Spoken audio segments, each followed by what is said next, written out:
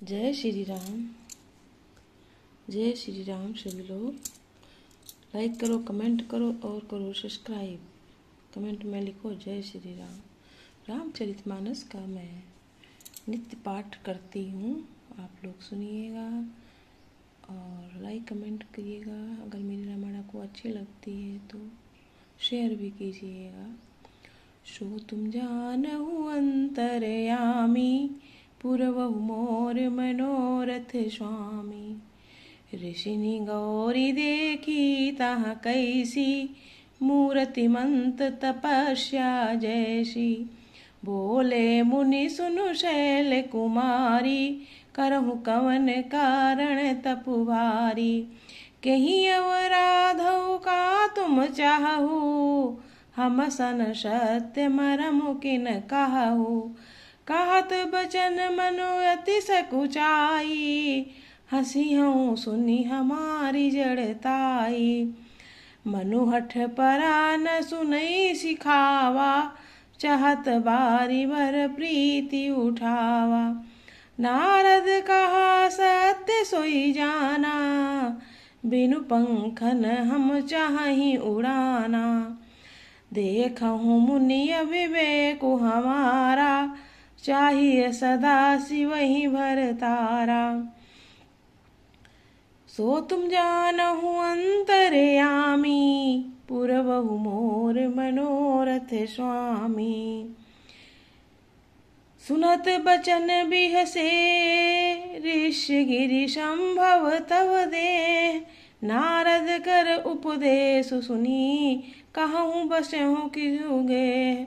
सो तुम जानहु अंतरयामी, पुरवहु मोर मनोरथ स्वामी।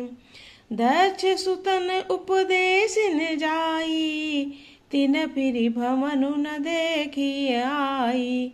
चित्र केतु कर घर उन घाना, कनक कशिपु कर पुनि असहाला। नारद सिख जे सुनहि नर नारी, अवसि होहि तज भवनु भिखारी। मन कपटी तन सज्जन चीन्हा, आप सरिस सब ही चकीना। तेहि के बचन मानि विश्वासा, तुम चाहु पति सहज उदासा। निर्गुण नीलज कुवेश कपाली, अकुल अगेह दिगंबर व्याली। कहो कवन सुख असबर पाए, भल भूलहु ठग के बौराए। पंच कहे शिव सती विवाही, पुनि अवडेरी मारी है ताही। सो तुम जानहु अंतरयामी, पुरवहु मोर मनोरथ स्वामी। अब सुख सोत सोच नहीं, भीख मांगी भव खाहि।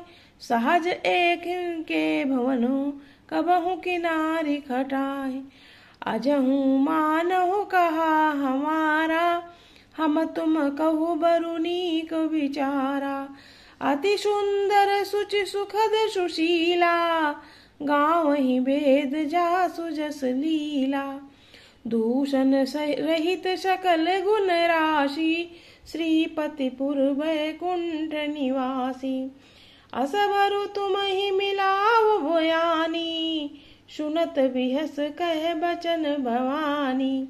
सत्य कहो गिरि भव तनु एहा, हठ न छूट छूटे बरु देया।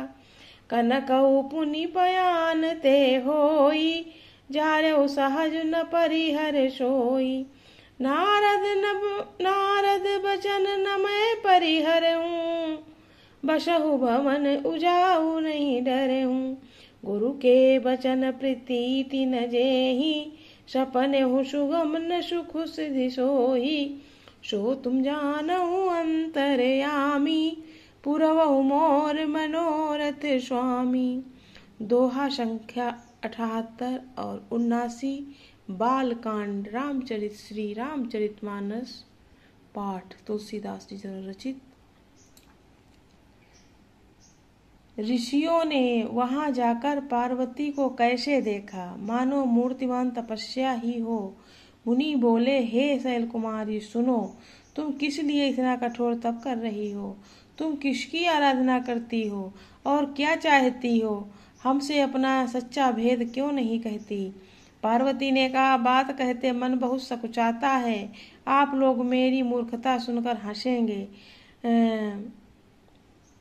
मन ने हठ पकड़ लिया है, वह उपदेश नहीं सुनता है, जल पर दीवाला उठाना चाहता है। नारद जी को वो कह दिया, उसे सत्य जानकर मैं बिना ही पंखों के उड़ना चाहती हूँ। हे मुनियों, आप मेरा ज्ञान तो देखिए कि मैं सदाशिव जी को ही पति बनाना चाहता हूँ। पार्वती जी की बात सुनते ही ऋषि लोग हंस पड़े और बोले, तुम्हारा शरीर पार्वती ही तो उत्पन्न हुआ है। भला कहो तो नारद का उपदेश सुनकर आज तक किसका घर बसा है?